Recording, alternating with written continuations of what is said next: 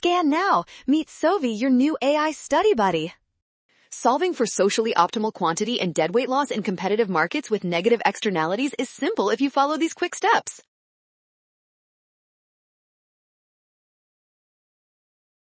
First, identify that noise from remodeling creates a negative externality, meaning the marginal social cost curve sits above the supply curve. This gap represents the external cost paid by the neighbors.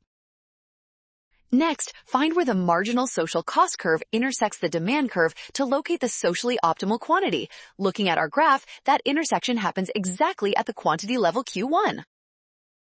Deadweight loss is the triangle between social cost and demand from Q1 to Q2. This area is triangle ABC, making option B the winner.